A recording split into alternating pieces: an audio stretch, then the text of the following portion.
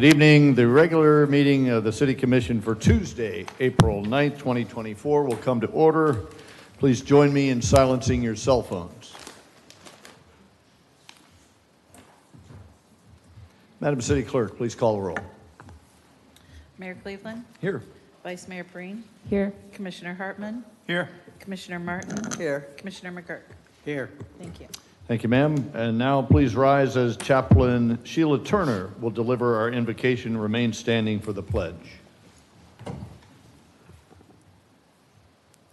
Let us bow our heads and hearts unto the Lord. Dear Heavenly Father, we thank you for this evening. We thank you for allowing us to come together one more time in this great city of New Smyrna Beach. We ask that you rest in our hearts to make the right decisions for this city. In Christ Jesus' name we pray. Amen. Thank you. And now, 10th grader from Burns SciTech High School, musical theater student and honor roll student, Heather Maya Hunter, will now lead us in the pledge. She's a New Smyrna Beach resident and lives in a historical home. All yours, Maya. I pledge allegiance to the flag of the United States of America and to the republic for which it stands, one nation, under God, indivisible, with liberty and justice for all. Thank you. Please be seated.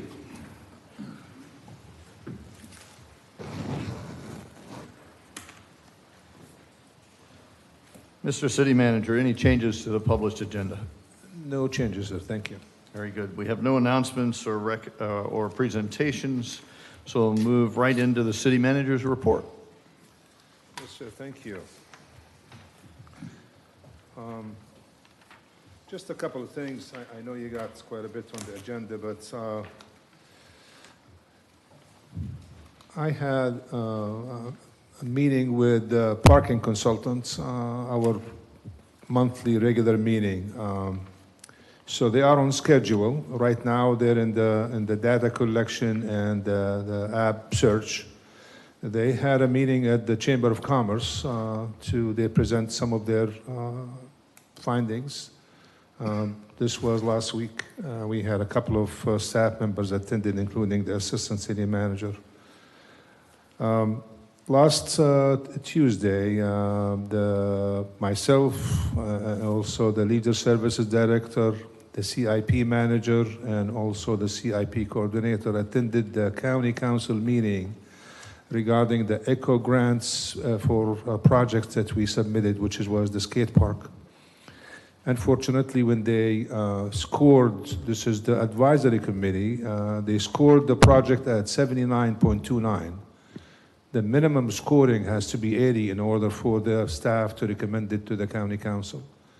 So we have spoken to a couple of county council members, and we appeared before the county council, and we were fortunate and thankful to the county council for approving our project. So therefore, the skate park project is moving forward. This is with the matching fund that we have from general fund. So that was a big, I want to thank our staff, the CIP manager, the CIP coordinator, and also the Leader Services Director for their help and assistance.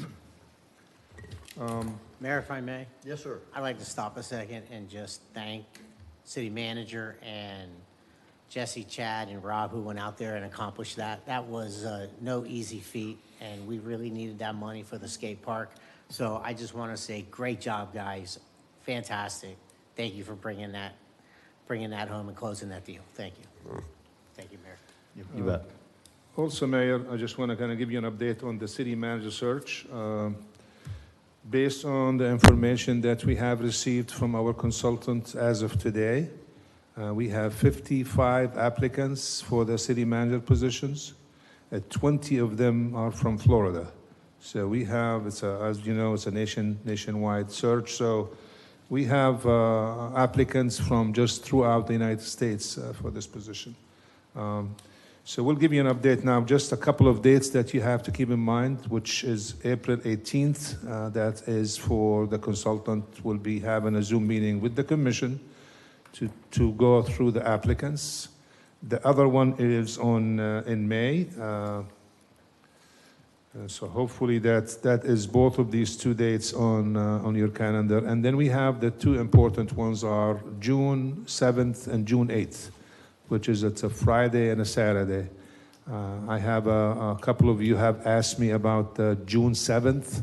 June 7th is the one-on-one interview with the candidates. So just plan on having an all day, depending on how many applicants you'll have. It's not going to be in the commission chamber. We'll have some rooms for you that you could meet with the applicants, and you'll have a rotation that the applicant will move through the five of you.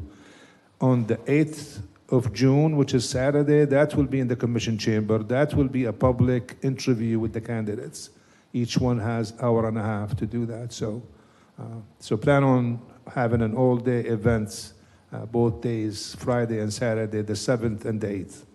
Really good. Can I, just for clarity and those that are watching at home, so Thursday, the 18th of April at 5:30 in the chambers here, yeah?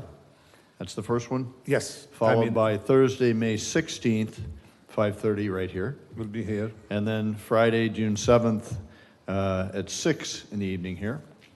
Yeah, that's the one that's the one at 6 is the meet and greets, but the actual interviews are just the commission. Right, and then Saturday That'll be a public at 8 meeting. a.m. That'll be a public meeting. Public meeting as well. Okay, very good. Thank you. And lastly, we have 4 public participants at the last meeting, and none of them has really required any justification except one. There was one that she claims that we don't utilize food trucks locally. Well, I checked with our leisure services director. Over 50% of the food trucks are from Volusia County. But on top of it, right now our staff is drafting an RFP for a food truck manager. And in there, we probably specified maybe to have more food trucks locally from Volusia County. So that should be out probably, I would say, within the next 2 weeks. With that, I'll be more than happy to answer any questions you might have. Oh, one last thing, Mayor. There is a Teacher Appreciation Week that starts on May the 3rd or May the 6th. May the 6th to the 10th. So we received, I'm sure that the commission received emails from the school board. If you're interested to do a video or to do any promotional for that week, please let us know so we can let them know. The suggestion was that Commissioner McGurk was to be nominated for that. So. What a wonderful idea. Without objection? Objection. Okay. Objection. Thank you for that. So ordered. Did I miss a meeting I wasn't aware of? It comes with owning the Dairy Queen, man. Thank you. Thank you, Mayor. Yes, sir. And having kids in the system. There you go. Double trouble. All right. Very good. Thank you, City Manager. Your reports are insightful as ever. And to echo Commissioner McGurk, well done to you and the staff for going up. It is unusual for the county council to reverse the ECHO committee's decision. So thank you very And much. if you see the county council, whether you at any of that, please thankful. Letters are on the way. Okay, now our favorite part, as far as the commission's concerned, this is public participation. And so I'll remind you when you come up to speak that this is a monologue, not a dialogue. You'll just be speaking to the commission about any topic that you would like. If you have an accolade for a city employee, that's the perfect time to express that. If you have a concern about something going on in your neighborhood, also as well. You'll be given 3 minutes when you come forward. Your name, please, and your address for the record. You'll see a green light come on with 3 minutes.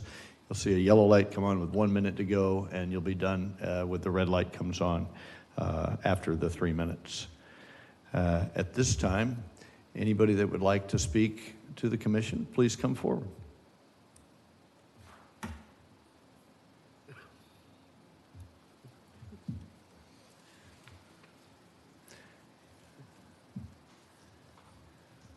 Hello, My name is Deb Exum. I live at 622 Faulkner Street in the Riverside Garden District. I appreciate being here tonight and you hearing my plight for historic preservation. As many of you know who are sitting up here tonight, I have been very involved in historic preservation for many years, starting with the Riverside Garden District, along with Pam Eisen. We've been able to elevate the historic preservation in our neighborhood. In addition to that, along with Angie Herman, I founded the Historic Preservation Awards in partnership with our museum here in New Smyrna Beach. And through that process, we wanted to make sure that we had a board that really understood what true historic preservation was. And these are national guidelines that have very specific standards. And the first person that came to our mind was Curtis Hodges.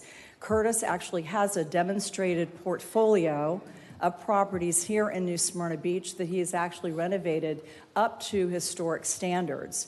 This is a very unusual set of skills that very few people possess. And we are very lucky to have a citizen that has stepped forward and offered to make an offer on the Women's Club, beloved historic building in our city.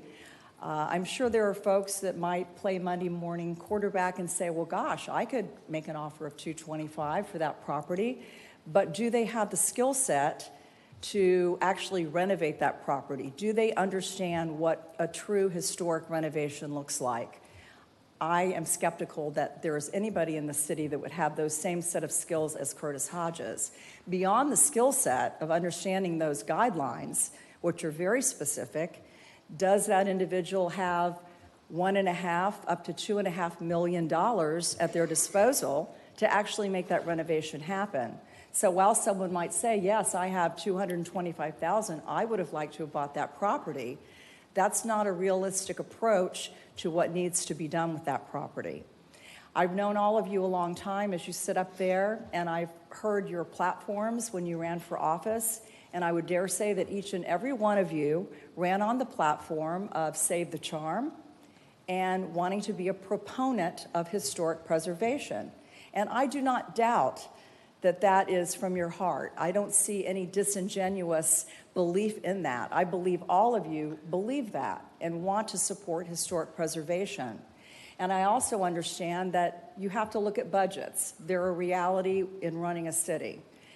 And it would be a very different landscape if we were looking at an open RFP right now where no one came forward, or we didn't have somebody like Curtis with his level of experience and the money to actually promote this project forward.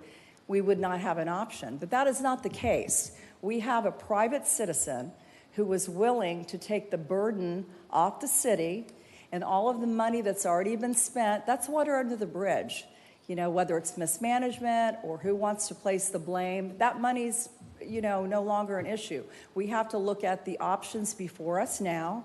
And I can tell you, when I was the chair of the Historic Preservation Awards, we had a gala in 2022. We had a sold-out, packed, grand old barn with 250 citizens who came out specifically to support historic preservation. Thank you, ma'am. Appreciate those comments. Thank you. Please Thank you so support much. this. Thank you. Anyone else for public participation on any topic before the commission? The exception would be we're having public hearing for the Venetian Bay. If you're here to speak on the Venetian Bay, I'd ask you to hold your comments until the public hearing. Cynthia. Good evening. Cindy Snuzak, 512 Yupon Avenue. Appreciate hearing back from the two commissioners I asked about their thoughts on the Women's Club. I caught the tail end of that speaker's comments. All I could say is amen. I'm in agreement with that. The comment that I want to make, though, is around something on the consent agenda. And it's about the vehicle for a replacement vehicle for the parking enforcement folks. So Since it's going to be starting budget conversations soon, as you consider that item and as you consider how you're going to frame up conversations with the exiting city manager and the staff that will support until there's a new city manager, I urge you to really think about each expenditure in the larger context of whether or not it makes sense to continue down a path of replacing things just because we had them before. So I know there's a variety of full-time and part-time people that do parking enforcement. I'm aware that there's daytime and evening hours. So, and I'm drawn to the tremendous number of city vehicles that are parked after hours across the street here. So I think the mayor mentioned once before that perhaps pooling of vehicles should be a conversation point, which I don't think has been seriously discussed by this body. I'm not aware of city staff having those conversations. But I think given that the budget has, if I'm not mistaken, doubled over the last five and a half years, doubled, but our population has not doubled, I suggest that there is something suboptimal in the thinking that we have in our leadership positions about how we should staff up, equip the staff, think about positions not just in terms of their salary, but in terms of their fully burdened rates. And the fully burdened rates in this city are outrageous compared to what they are in private industry. It is more common to have 38 to 40% fully burdened rates. We exceed that, and that's without talking about the law enforcement and safety positions in the union contracts that are driving those costs, as well as the unbelievably underfunded pension plans that have been allowed to run wild for both the police and the fire. So I was going to speak more about the Women's Club, but the last speaker, I think, did a very eloquent job. So if you just think about whether or not everybody really needs to have a car and how to best support them, I'd appreciate that. Thank you, ma'am. Appreciate your comments.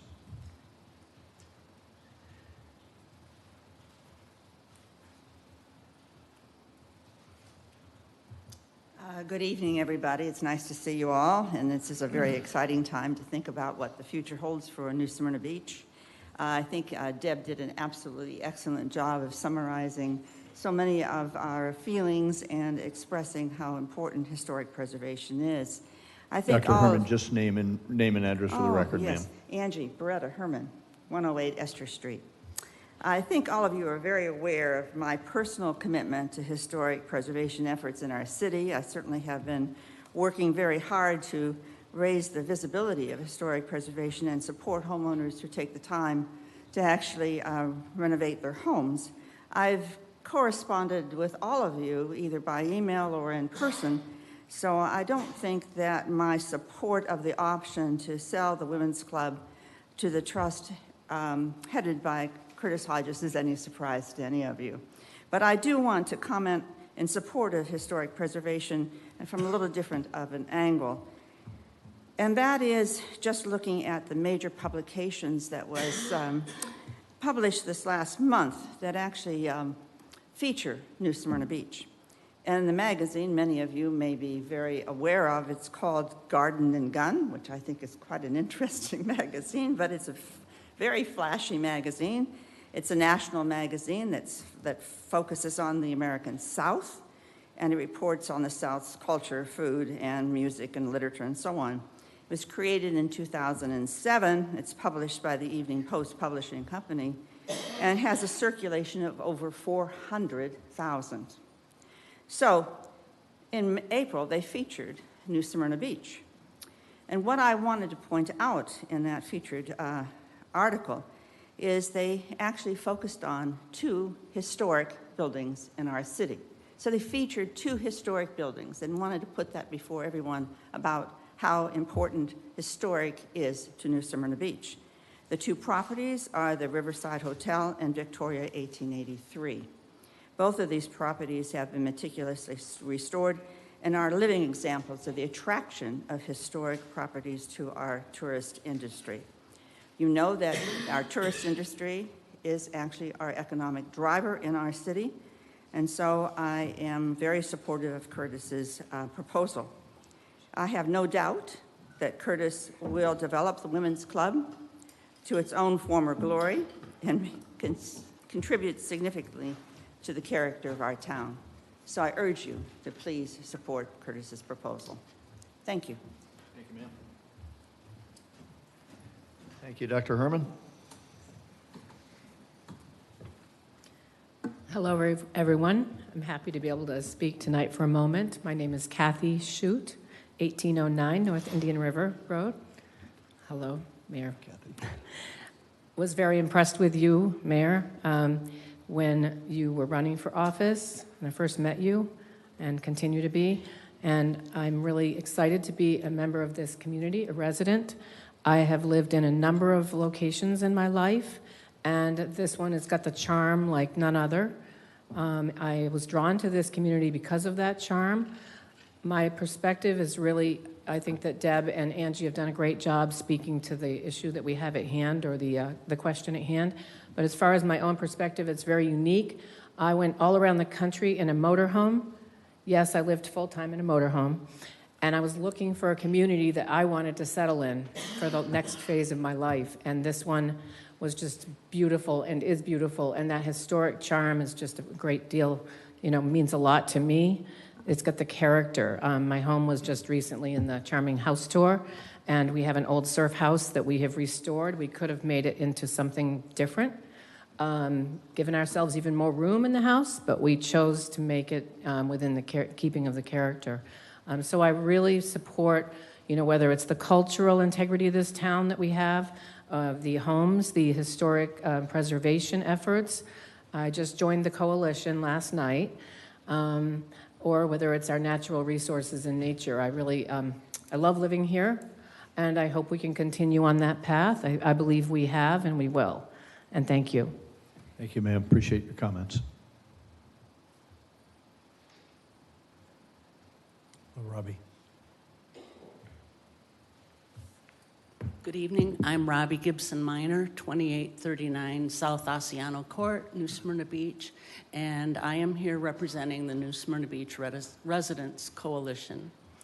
The New Smyrna Beach Residents Coalition has, since its inception in 2016, supported and encouraged preservation of our city's historic buildings and character. The nearly 100-year-old Women's Club was added to the National Register of Historic Places in 1989. The city purchased the Women's Club in 1990, I believe, for $50,000.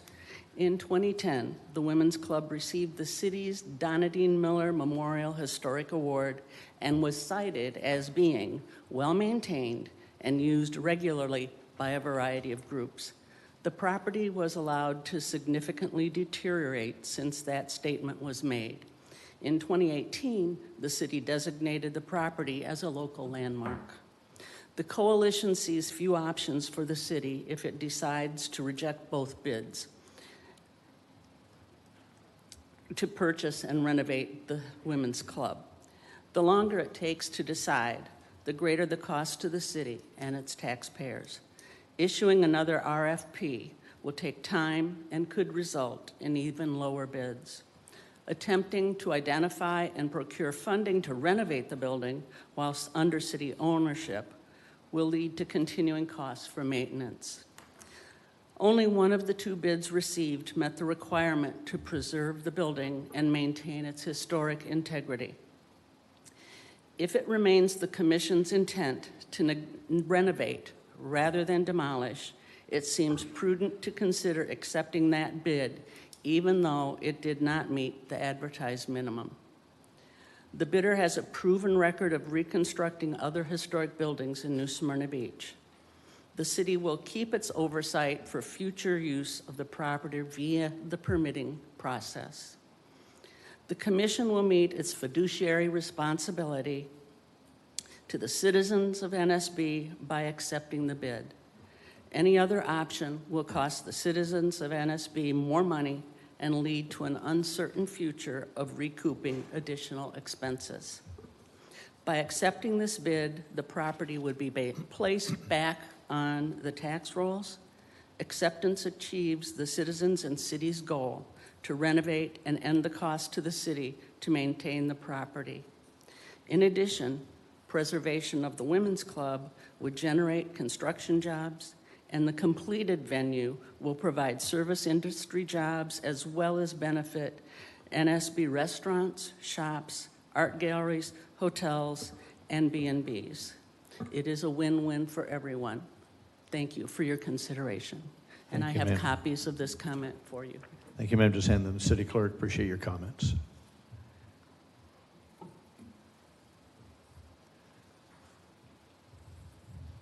Ms. Caswell, good evening. Good evening. Jana Caswell, 1104 North Peninsula Avenue. It's great to see everyone again, and I'm not here about the car show, so a little something different tonight. But first and foremost, I wanted to say thank you, thank you, thank you so much to the City of New Smyrna Beach, to Chief Feldman and all of the first responders who worked so hard during spring break to keep us safe and living beachside. It was amazing and wonderful, and just a sense of pride in our community and safety to see that presence there and the way that those folks treated the visitors and the young folks who came to our city. So thank you so much for that. I can't say that enough. Secondly, on behalf of the Women's Club, I cannot echo the sentiments of Deb Exum any better than she said them herself. So I think that she gave you that perspective beautifully. What I would say is that I have bought and sold real estate in my life, and what I have heard from the professionals who do that is that the truest value of a piece of property lies in what someone is willing to pay for it. So if we only had 2 bids and neither of them met that minimum requirement, perhaps that minimum requirement was set too high. I encourage you've heard me talk about the importance of history and connection to our past with respect to the car show. Several of you sitting here and being tasked with the decision on the future of the car show have chosen to live in neighborhoods and homes and operate your businesses in areas of historical significance and places that tell a story. I encourage you to pay that gift forward to future generations and do the right thing by that building and have it restored by someone who clearly has the qualifications and the experience to do it, and give future generations what you have. Thank you so much for your time. Thank you, ma'am. Appreciate your comments.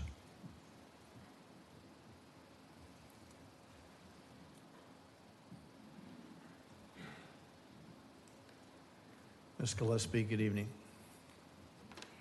Sally Gillespie, I live at 610 North Peninsula.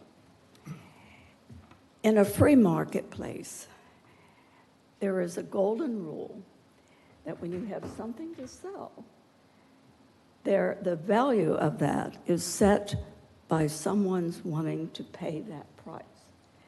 In this case, Curtis Hodges has said he's willing to pay a price based on the RFP, which also included some historic preservation elements.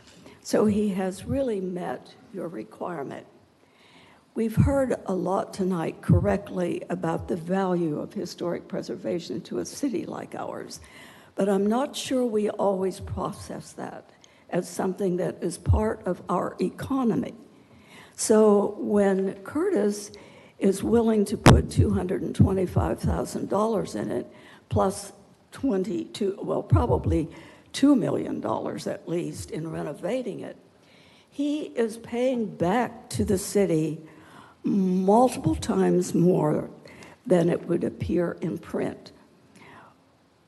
We have assets in our city that we present to the world, and they so far have liked them a lot because our property values are very high. Historic preservation is one of those. When you come to the core city of New Smyrna Beach, you see beautiful historic neighborhoods, our 2 historic commercial districts, and this is unusual, particularly in a beach town. We have, however, been slowly but surely hatching away at our historic buildings. over the last 15 years, we have lost somewhere in the vicinity of 150 of our historic structures within our National Register district alone. We can't keep diminishing our assets that we have and expect to remain an attractive city that is unique in our country, in fact, in the world. The reason we are here tonight is regrettably a result of something that is happening throughout our city far too often, and that's called demolition by neglect. Our city has neglected this building, which has such an illustrious history and means so much to our community. Just think of this headline, commissioners. The Commission of New Smyrna Beach, historic New Smyrna Beach, has voted to support demolition by neglect rather than preservation by personal investment. If that sounds dumb, it is. Be smart. Let Curtis restore this building for us. Thank you for your comments, ma'am. Appreciate that. Anybody else for public participation? Kathleen. I'm going to be real quick. Kathleen Sullivan Cockrell, 303 Rush Street. I'm a citizen. I'm also a builder. I echo what everyone else has said already. Mayor Cleveland and commissioners, I emailed you all an article today about the Women's Club movement all around the nation and our part of it here. I believe everybody in this room, I'm not sure, maybe there's some here that say take it down. Almost everyone here and throughout the city wants that building to stay and be renovated. We have an opportunity now, and the best time to act is now, not to wait. So I encourage all of you to accept Mr. Hodges' proposal. Thank you. Thank you, ma'am. Appreciate your comments.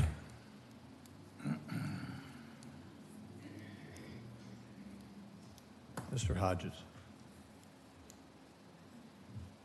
Curtis Hodges, 620 at Riverside Drive. I decided I'd at least come up here, thank everybody for saying all those good, wonderful things. Appreciate it. But at the end of the day, I do love New Smyrna Beach, and I found it a special place. I used to live over in Bethune, and it was a great place, but it wasn't a community. It didn't have that self-community like we have over here on the Riverside over here. I went in the women's club approximately like 2 or 3 months ago, and I go, wow, I've never been in here before. I was blown away, and I felt that charm, and I felt that togetherness. I felt something very special about the place, and I really just wasn't even planning on wanting to buy this thing. I really didn't need it, and I went back and talked to my kids, my wife, and everybody, and I said, if there's a way, I'd probably like to buy that and try to renovate it. And I thought at the end of the day, I said, she's a beautiful old girl sitting over on Magnolia Street. I know we built the beautiful Brandon Center, and maybe there was a time that, the women's club was what everybody wanted to get married in or to have a place to go for an event. But then the Brandon Center came along, and it's so beautiful that the women's club kind of got left behind. And I said, I'd just like to put it back together one more time, and I've done that a lot of times, and I've actually worked on museums in Orlando, and I don't have a lot more to do, but this was just one special piece of property that I thought I could save and do it. But I thought about it, and I know that it's not what the city had in mind for the dollar figure. I know you had a bigger number. But the way the number came about was we had an estimate. We asked for an appraisal. They came out and they did a great job. I'm not disputing the price of the appraisal. I am disputing it is like a bag of apples. If I took a bag of apples, held them out and says, here's the bag of apples. You can't open it. You can't eat the apples inside, but the bag's worth, $400 and some thousand. but I can't touch the apples. And that's kind of the way it is with this piece of property.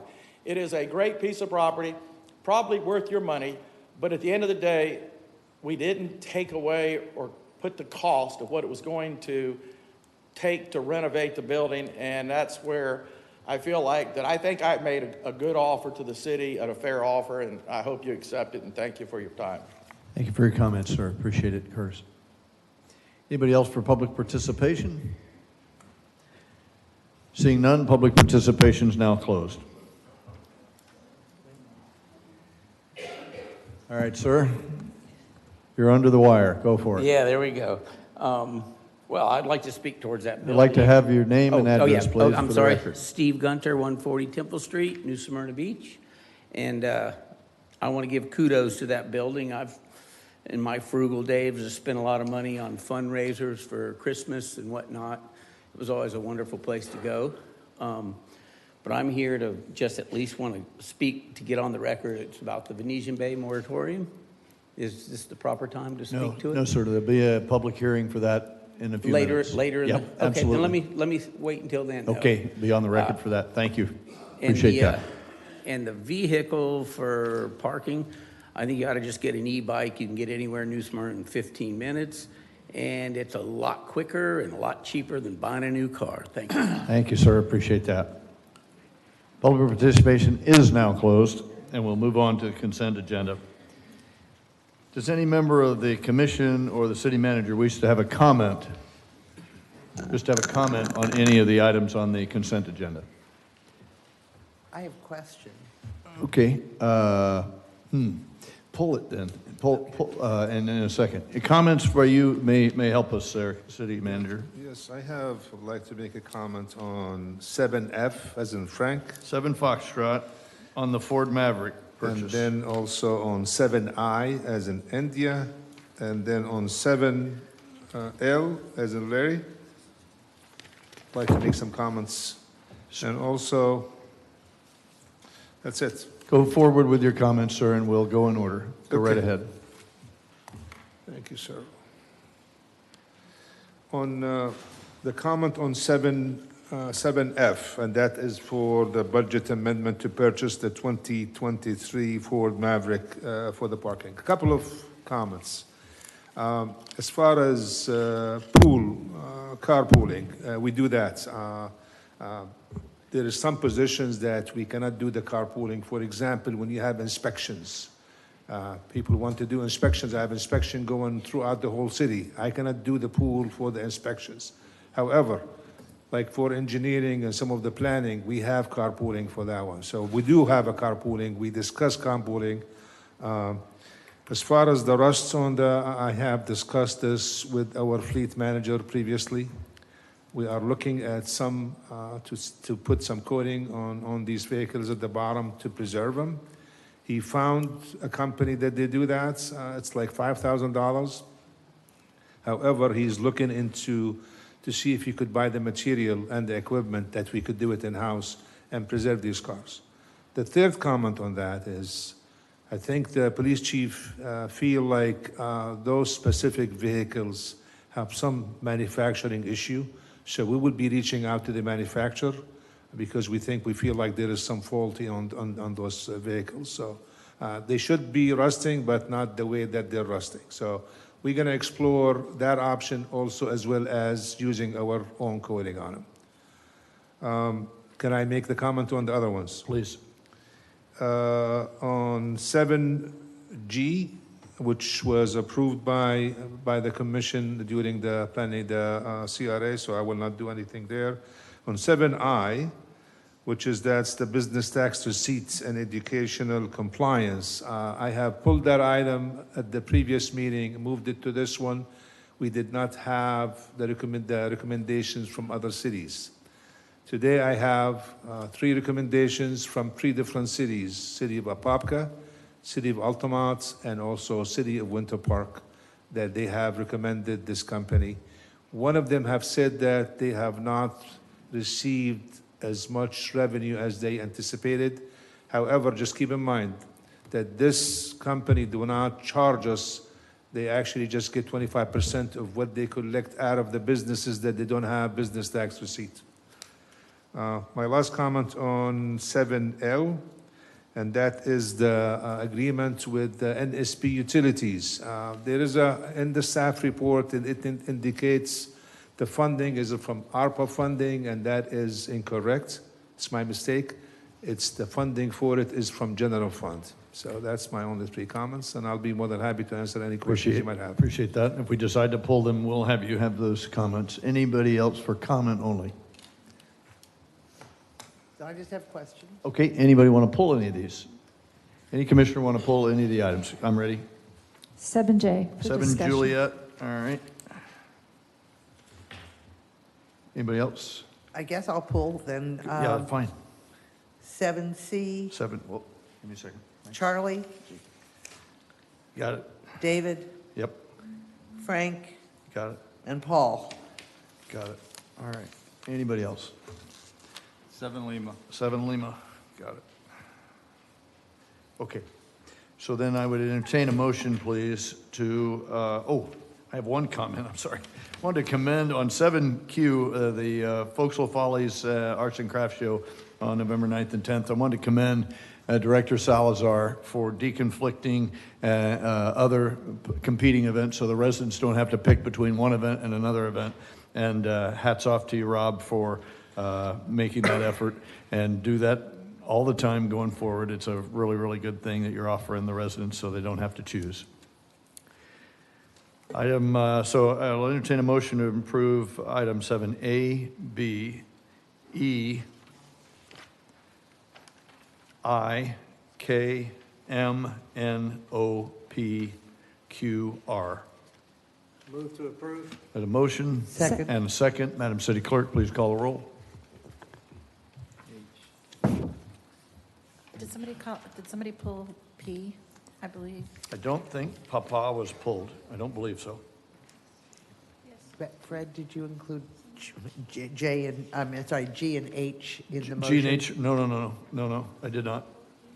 I'll go again. A motion, please, to approve item A, B, E, I, K, M, N, O, P, Q, R. Amend my motion to include the letters that the mayor just stated. Perfect. Is there a second? May I make a second to also include G and H? You want to approve G and H. Did you pull those? No, I didn't, and that's why I was asking if you. Okay, We I- skipped them again on the approval. Jeepers, I thought they were pulled. All right. Second amendment to approve G and H. Thank you. And a second, Madam City Clerk, call the roll. I can't count. I did Commissioner have Hartman? 7P pulled, which is the concessionaire agreement. Did somebody pull that one? Yeah, I think Commissioner Martin, she pulled it. Okay, so that is not included. P That's is what I not thought, included. yeah, that's removed from that. You want P pulled? Yes, I do. Yes. Thank you. I've got it. Commissioner Hartman? Yes. Commissioner Martin? Yes. Vice Mayor Perine? Yes. Commissioner McGirt? Yes. Mayor Cleveland? Yes. Thank you. Okay, sorry for fumbling through that. I'll do better. Okay, so let's go after item 7, Charlie, which would amend the budget. You already know what I'm going to ask, and you're going to answer it? You know, Mayor, when we applied for the grants, we applied for, this is for the latest hurricane we have, for the hazard mitigation grant application, and also for the fire department generators. So this budget amendment is specifically for just Pegasus Engineering for the applications. However, it stays there, I think, because they took the language from the grant and they listed the fire station generator, but it's not included in this budget amendment. Okay, so we're going to clarify that this references only the Pegasus and Hazard Mitigation Grant Program. Yes, ma'am. Thank you. You're welcome. Can we have a motion then to approve item 7, Charlie, which is resolution 2024 to consider the adoption? So moved. A motion. Second. And a second. Madam City Clerk, call the roll. Vice Mayor Perine? Yes. Commissioner McGirt? Yes. Commissioner Hartman? Yes. Commissioner Martin? Yes. Mayor Cleveland? Yes. Thank you. Item 7, Delta. Whose is that? And I could, That's mine. I could respond. You ready? You want me to set it up, or are you going to go? No, I set it up. The city marina is an enterprise fund. In the staff report, it talks about general fund, but it's from the marina reserve fund. So just to clarify, this is not from a general fund. Thank you. We have a motion, please, to adopt Resolution 2124. So moved. We have a motion. Second? Second, Madam City Clerk, call the roll. Commissioner McGurk? Yes. Commissioner Hartman? Yes. Commissioner Martin? Yes. Vice Mayor Breen? Yes. Mayor Cleveland? Yes. Thank you. And now on to 7 Foxtrot 7F. on the Ford Maverick. And I have one comment that I didn't mention. I think one of the comment that Commissioner Martin asked during the briefings is about why they need a pickup truck. I'll have the police chief is here to answer any further, but I think it's in terms of when we have emergencies, we remove the kiosks away from these places, so we need to have the pickup trucks for it. That's the reason. kiosks? The kiosks. What? When we have hurricanes, we remove Yeah. them. So we need to have a vehicle to put them in. They're big. How many do we need? At least 1 or 2. Right, but we've got quite a lot of parking, of pickup trucks in our fleet. He's here, so he'll respond to you. But Recognize that the chief. Give us the insight there, sir. Good evening. 8 vehicles, 6 are Ford Escapes, 2 are pickup trucks. And like the city manager said, the pickup trucks are to pull the kiosk back to the police department for anything in terms of high winds. It specifically states that it's replacing an Escort with a pickup truck. So are you saying that you're moving to all pickup trucks? No. And so is the staff report inaccurate, or, I don't understand this. It specifically states it's replacing an Escort with a truck. In this case, yes, because this would give us a third pickup truck. So again, the reason that we now will have 5 Escapes and 3 pickup trucks is the parking guys, not only do they have to remove the kiosk in any sort of high wind event, but they also support patrol in terms of moving bicycles or anything else that we can't fit into patrol. How many kiosks do we have? Oh gosh, I don't know the number. I don't know, 3 or 4? no, more than Parking that. kiosks? Do we have more than that? Okay, A lot more than that. A lot more. okay, Yeah. okay. Thank you. Yep, you're welcome. Thank you, sir. Appreciate that. Any more on that one, Lisa? I think that's. Okay, good enough. Motion, please, to approve item Resolution 2324. So moved. Got a motion Second. and a second. Madam City Clerk, call the roll. Commissioner Martin? Yes. Vice Mayor Breen? Yes. Commissioner McGurk? Yes. Commissioner Hartman? Yes. Mayor Cleveland? Yes. Item 7G, whose is that? We approved. We approve that, all right. No, 7J. Yep, I'll get there.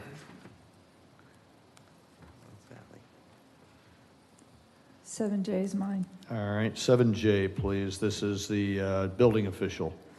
So I had a question about this, and I'm confused why we would have a contract labor person that we're amending to include leave of pay, personal leave, holiday, whatever we're including on this, vacation. That's not contract labor, and I don't understand why we're defining it that and including that. Either you're contract labor or you're not. So I don't like this.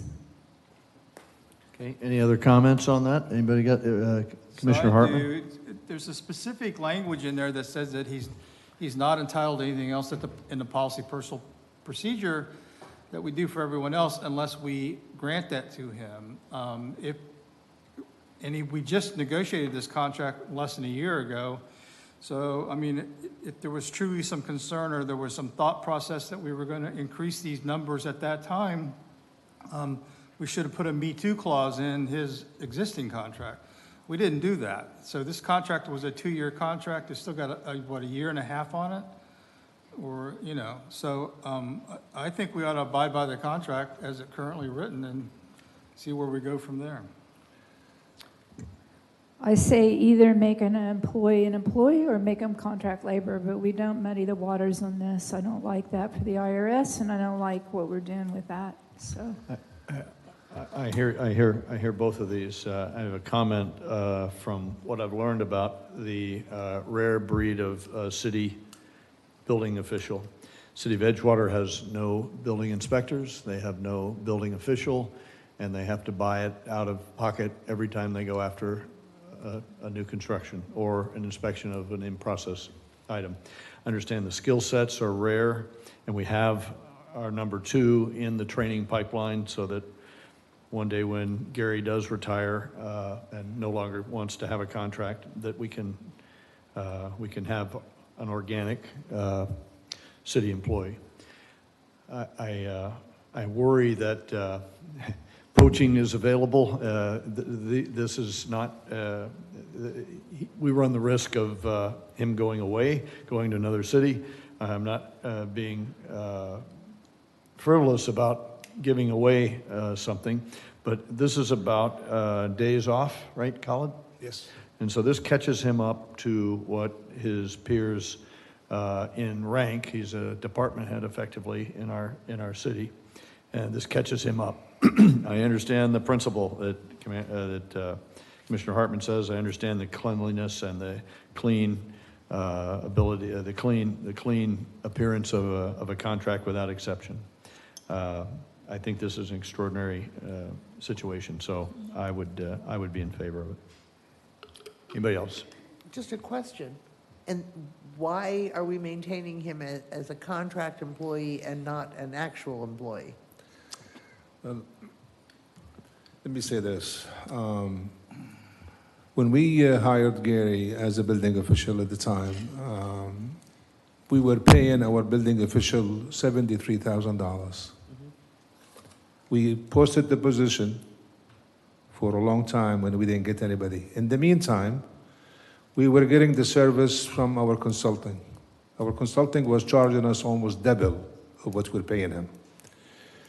And we did that for quite some time, and I felt like it was too much. So I approached Gary at the time, asking him to see if he could join us. But he was making such more money over there. When I want to hire him, I couldn't hire him as an employee because my grading is not fed there. So we hired him as a contract without giving him any benefits.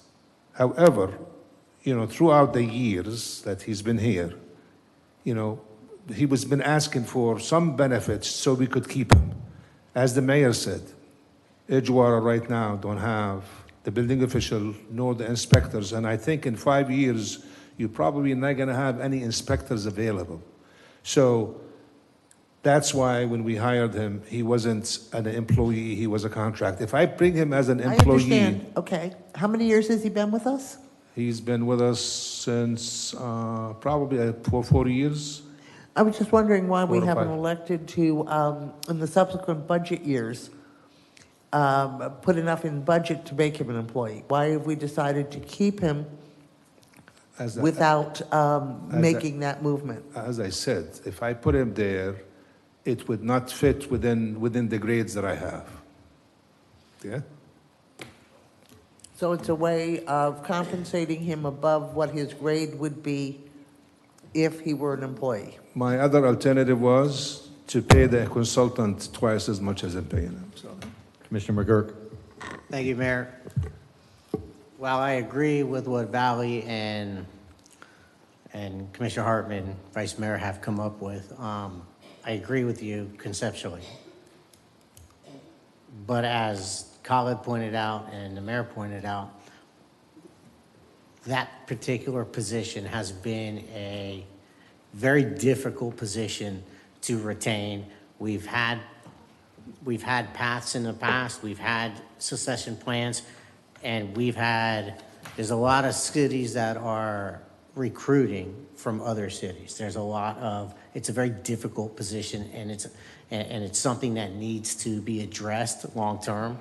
College working on that, but it's kind of like the unique employment situation out in the country today since COVID. It's a unique situation. It doesn't, your question is, and your concerns are 100% valid. I'd like to bring this back at a later date in the context of, in a discussion of how we're going to try to deal with this in the future. But as of today, I think it's important that we move forward on this. And so I'm going to support the motion or the item. But I want to say that it's a valid point that both the Vice Mayor and Commissioner Hartman have made. Thank you, sir. Any other comments, Vice Mayor? My only concern is legally. Do we have any issues with tweaking something like this and when they're really not an employee? Because I think this needs to be cleaned up. I don't like it. I understand the importance of this gentleman and to our city, but legally, this. So I would defer to finance in terms of, contract versus employee, and how many do we tick before we're actually an employee instead of a contractor? It takes some research if you guys want to continue the item. I would like to make the motion to continue this so that we make sure we're not in legal bad territory. Okay, so there is a motion on the floor, different than an approval motion. The motion is to continue and not continue the item to another meeting and not take it under consideration any further tonight. Is there a second? Second. Motion and a second to continue this item to another meeting. Madam City Clerk, please call the roll. Vice Mayor Perine? Yes. Commissioner McGurk? No. Commissioner Hartman? Yes. Commissioner Martin? Yes. Mayor Cleveland? No. All right, thank you. Motion carries. Okay, we'll consider it another time. All right, on to item 7, Lima, the cost share. Whose is that? Commissioner Hartman. I had one also. Yeah, I just want to make sure that I'm not opposed to the contract. I'm all about approving the agreement. I just want to make sure that as we go through this process, we need to do water and soil sampling before and after. And however that's written in or agreed upon or cemented,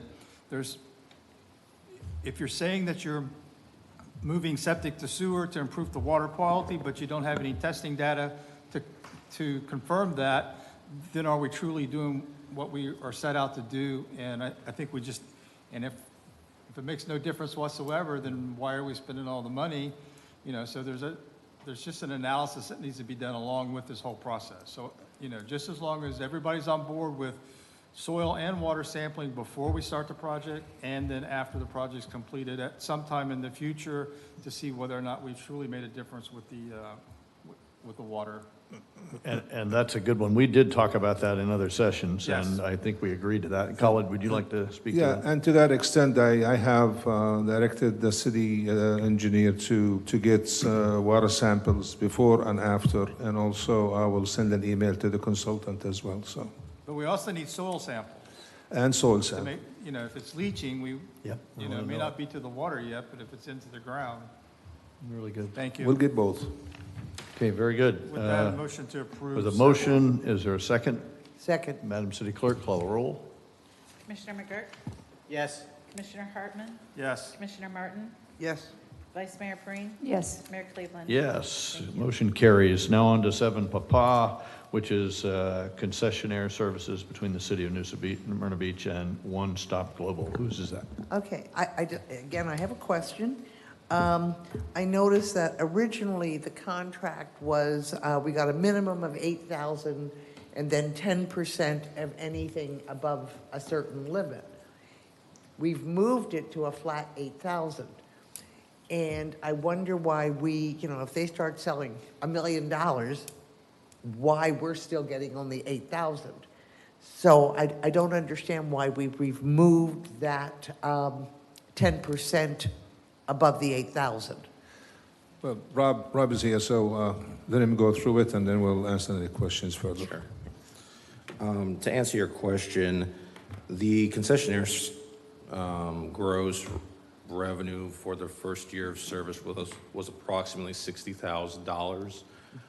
We had some considerations that were opened up in the original agreement. It calls for the terms to be negotiated every year after the first year. It allows us to negotiate. And we wanted to define the hours of operation better because we've had a lot of requests for the concessionaire to be open longer hours during the weekend or during weeknights. And we wanted to define the dates that the payments of the concessionaire would be due to our staff. So those hours and the due dates were not included in the original RFP. So as a consideration for establishing more defined hours and establishing due dates, that was the negotiation back and forth with One Stop to allow the $8,000 flat for the hours and the due dates. Did we consider, say, I understand the need for concession, pun intended, 5%, for example, instead of the 10%? I mean, the way it's situated now, sure, we're not getting, so if they double their revenue by these new hours and days, sure, we're still at the same place. So in consideration to your scenario where their revenue spikes, I don't view that as very realistic. When we entered this agreement, the previous concessionaire was paying us just under $4,000 annually. So we've doubled the revenue generated to $8,000 with this current agreement. With the volume of rainouts, the scheduling, the staffing costs that they accrue, the concessionaire, I think this is more than adequate for a concessionaire agreement. How long is the contract again? It's a 3-year term. We're in year 2. And do you get another bite at the apple every year to change the? Yes, we can negotiate annually. Oh, okay, that helps. Thanks. Well, don't go away, Rob. Yes, sir. I thought somewhere in the staff reports, it says that they, the agreement was also that they would pay up what they currently owe us? Yes, so there's no balance owed. They have paid $10,000 for fiscal year 23, the first year, and they're halfway through this current year, and they're up to date. Okay. Any other discussion on this? Can I have a motion, please, to approve the addendum? So moved. Have a Second. motion and a second. Madam City Clerk, call the roll. Commissioner Hartman? Yes. Commissioner Martin? Yes. Vice Mayor Breen? Yes. Commissioner McGurk? Yes. Mayor Cleveland? Yes, thank you. The motion carries. That will conclude the consent agenda. On to administrative items and new business. We were going to talk about the Live Oak Cultural Center operations. Director Salazar is here, and we're ready to have your report, sir.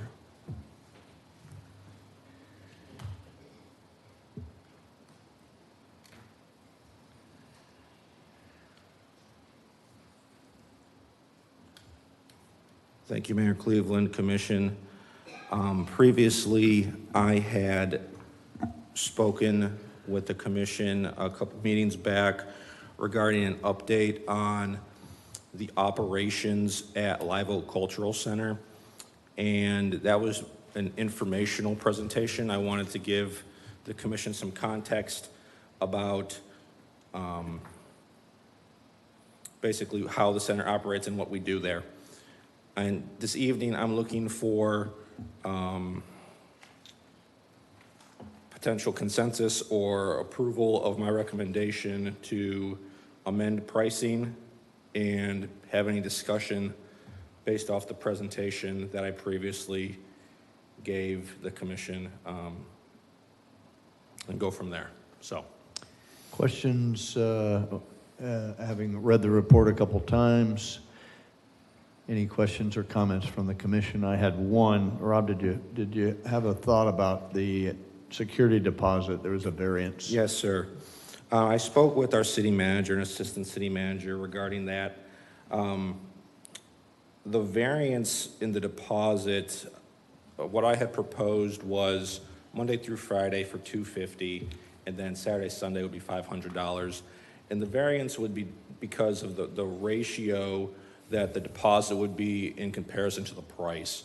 So if I'm renting on a weekday, what I'm proposing is an $80 weekday rate, Monday through Thursday, and $100 on Friday, $100 an hour on Friday with a minimum of 2 hours. And if I'm renting for $160 for my 2-hour minimum, then a $500 deposit is going to be, that's going to be difficult to stomach.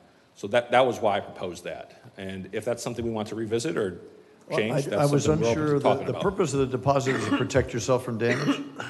Yes, sir. So if it's damage, I can't imagine that stuff that's damaged through the week versus the weekend costs any different to fix regardless of when it's damaged. Sure. That was where I was coming from. Understand that train of thought. Additionally, these rentals are also staffed by Leisure Services staff, so we have somebody there as well. And if there was anything that exceeded the threshold of the deposit, we could always go back and bill the renter as well. Yeah, I'm with you. You could do that, and that I would encourage you to do that anytime.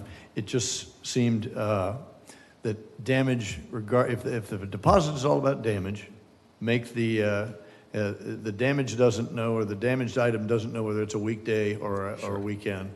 It's just damaged, and so yes, sir. charge the same. Is my idea. Well, a question, if the ability to bill back is available for the week, why wouldn't the ability to bill back be available for the weekend? Sure. So, I mean, you could conceivably apply the lower to both times. Yes. Yeah, I don't care. I'm skilled enough to know what the number should be. I just thought it should be the same. Okay. So,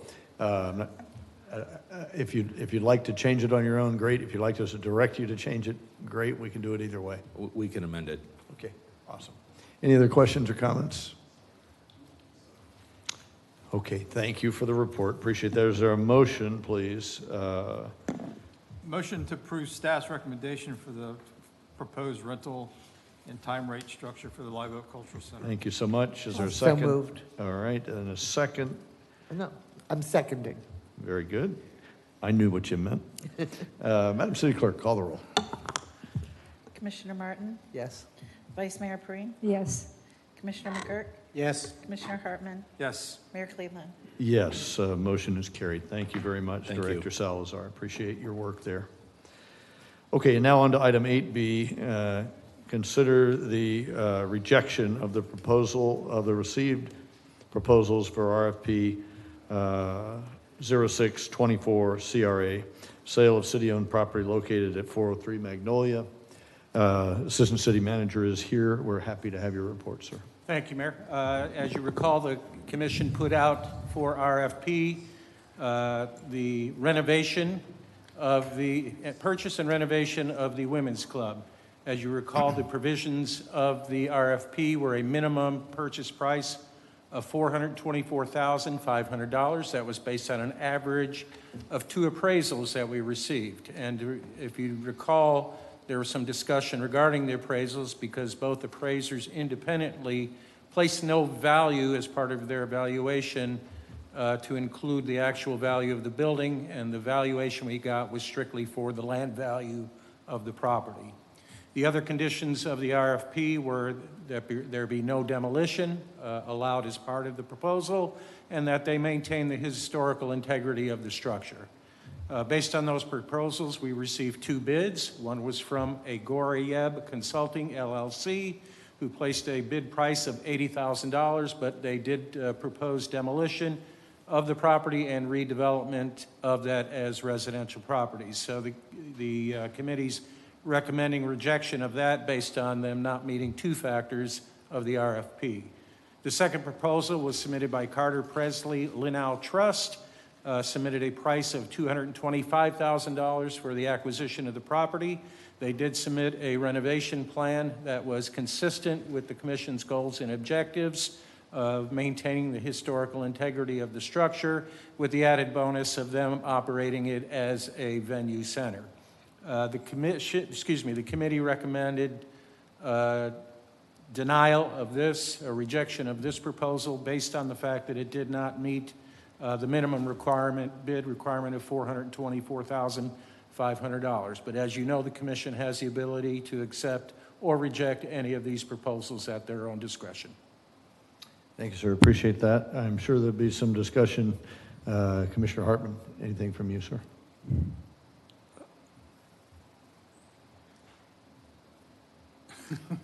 I would rather hear what others had to say. But I have concerns with the the zoning issue on it. It's currently zoned for B4, B5, but so it wouldn't even be allowed to be a venue under the current zoning once it changes ownership. I mean, it is now because it's exempt because it's a municipal building, but going forward, and I'm not so sure that the buyer would want to buy something that would get his hands tied up in a zoning issue come at a later date, whether or not that shouldn't be resolved first before we move forward with this, or how we just want to handle that. So I'm open to ideas, but I do have concerns about the zoning and the use issue that is attached to the property, and how are we going to figure that part of it out? Yeah, I recall discussing it robustly here, and I've asked the city attorney to go and dig up the tape. She couldn't find it, but I'm convinced that we had a conversation with the assistant city manager about not handcuffing whoever would try to get this and giving them we want the same use out of the building, and so why would we not allow the same use and turn it over? So that was my recollection. So I Yes, have ma'am. some comments. So I agree with Commissioner Hartman. You know, we all love historic buildings, and we put these restrictions on there to try to maintain the charming character and keep that in our city. But what we don't love is an unnecessary traffic and endless parking in the neighborhoods. And one thing I did ask about this is, where are the people going to park if we leave it as an event? And I believe they went to the hospital, is what I said, and they're only allowed to park there at night, not during the day. So that creates problems because there's not enough parking under the bridge for it to be an event center. And what we don't want, the major complaints I have had in neighborhoods is people parking in front of the houses and clogging the streets, and just like Beachside, we don't want to create more of a problem. Since the hospital's going away, we're not going to be able to use that hospital lot. We don't want this to come back at us. So one of the things that I talked to our city attorney and staff about, and none of this was mentioned today, is this is a non-conforming lot, which means you can't keep it as an event center as is. It's R5. And if you look at the R5, there's a lot of things that can go in there for permitted uses. And it's everything from a duplex to single family to playfields to playgrounds. But today I talked to staff, and there's another option that we can look at. And with that, it is in the arts historical overlay. So we could keep the building as is, possibly, but we were going to have an special exception approval for this, and it doesn't need the parking, where the concept they would be walking to this and not as an event where people would be wearing high heels and dresses in the evening. So the things that this overlay would include: bakeries, cafe, coffee shop, galleries, retail sales with art, restaurant, theater. So what we don't want to happen, I know people rush this and get it done because of whatever reasons, the costs are higher. But we don't want the neighborhood to come back and say, we didn't think this out very well, because we can't use mixed use. It's not allowed because mixed use requires parking. The vent, in my opinion, isn't a good idea. We're going to be competing against Brannan. We're competing against Live Oak that we just talked about. And the Live Oak, we have to try to make a better revenue on that with both of that. So what is the best future use with that building? You can keep that building, but we're going to have to look at this before we say yes to whatever amount of money and then put it back out there, because we didn't say that. We didn't tell people it was non-conforming. May I? Yeah. Just let me ask one technical question of the city attorney. When you reviewed the tapes, they were for city commission meetings only? I went back to Did the you go to one- workshop? Did you do any of the workshops? No, I went to the one you referenced. Yeah, I think it was at a workshop. We robustly discussed exactly what Commissioner, the Vice Mayor is talking about. We can't tie anybody's hands. It won't be worth anything. And so we can go, I don't mind. I think it'd be fine if we want to go through the process. I think Hartman's right. We've got to make up our mind about what we want to use, what we want the city to be able to use or the buyer to be able to use it for. But I think as a commission, we may have decided that at a workshop. Not that we could vote on it at a workshop, but I think we've had the discussion. We can go through that and do that again. I think we'll come to the same conclusion that it won't be worth anything if we have it zoned improperly so it can't continue with the same usage that it has previously had. And then we'll wind up doing, something different with it. And any applicant would not want to have to climb that hill and have to do it on their own.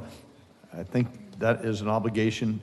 Hearing the citizens say what they want to do with the building, it is our obligation not to get mired down in the red tape of it.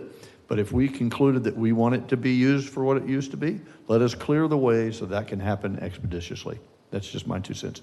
I yield to Commissioner Martin. I remember when Commissioner Perrine noted that we were not putting our property RFPs out to commercial and general platforms. And I would like to see this go out to a general commercial, it could be residential, both, with the stipulation that regardless of what happens, that there is a monument for the Women's Club, but that the uses can be the multi-residential, single residential, and the list from the arts overlay. But I don't think that we have a good grasp on the possibilities when we've only put it out on a very limited esoteric site. So my first request would be, let's put it out to a much broader market and see what we get back. Thank you, ma'am. Commissioner McGurk. Thank you, Mayor. So Commissioner Hartman, he took the words out of my mouth of what the core issue was for me. But this thing's pretty muddy, and I don't know if I hope to get some clarity. I don't know if I'm going to muddy it up more.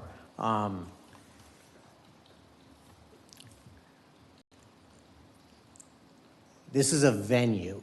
This place has been operating as a venue for decades. Weddings, social events, so on. The city got away with it, but if we sell it into private hands, it's a non-conforming use. And the non-conforming use, let me be clear, is not a grandfather clause. The non-conforming use is specifically set up so sooner or later, and from a planning standpoint, hopefully sooner, it becomes a conforming piece of property. And that is done by triggers. So the city has in place on a non-conforming property a list of triggers where once these triggers are applied, which would be, for example, a certain amount of money put into the building related to its current value, that's a trigger where it would be have to be brought up to a conforming use. So my first question is, how do we sell this to an individual to operate it as a venue when the triggers then make this so that's not possible because it doesn't have the right zoning? So that was one of the big issues that I was going to need to try to get figured out tonight. After a little bit of probing, not enough by staff, I'm not so sure that can happen easily, because obviously what I felt was, well, that's easy. We'll just change it. Clearly, we're not going to sell a piece of property to a person in private hands to put millions of dollars into it, and then they can't operate it for what, at least I thought, what the intended use was, which is maintaining it as a venue space. So to me, that issue is off to the side in the context that what's before us tonight is whether or not we reject or accept the bid. I will tell you that it's a valid point that when the argument is made that this was set up as a minimum bid only and that we should go out for a rebid, that's a very valid point. On the other hand, my understanding of what the goal of this property was to put it in private hands is to get somebody, we're going to encumber this property to the extent to which this person is going to remodel the building to its existing historic value and consistent historic aspect of the building. So that's a tremendous burden that you put on the property.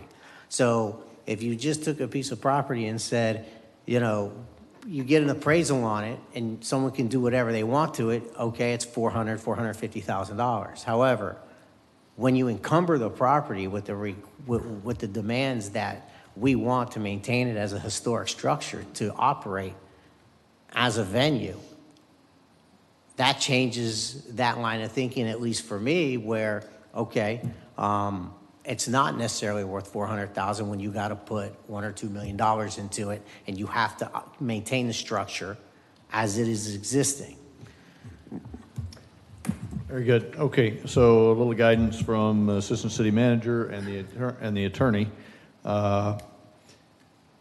If we were to reject today and then have another motion to re-advertise as suggested, I think there's a bit of staff work in the meantime, which is, can we, as the commission, clear the way for a venue usage? Is that and how difficult would that be? One option would be to add to the arts overlay list of special exceptions a venue.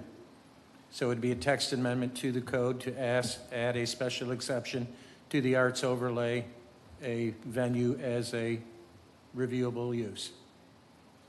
And that would include, that would allow a venue in all of the arts overlay zoning. Yes, sir. Commissioner Martin. Which is my concern at a time when we're talking about parking issues, to suddenly open up the entire arts overlays to a venue possibility, I think is concerning. And I also think that there's an excellent point to be made that that location really is, it's a neighborhood, and it may not be appropriate for a large venue anymore. Remember, it's been 5 years since it's been used, as almost 6 or 7 years. And that neighborhood and the city has changed a lot since that was last a popular venue. Perhaps like everything else, it may be time to select other uses and keep with the uses that are available. So the thing I'd like to see, if we put it out to RFP, is as Commissioner Martin, all of the future uses, including the R5, what that means, and also the overlay. Because for me, the non-conforming should stay the same. We should not allow it to be an event. I just can't see that being a future use. You could take that building, keep it historic, make it beautiful, and put an art gallery or whatever you want in it that fits in these criteria.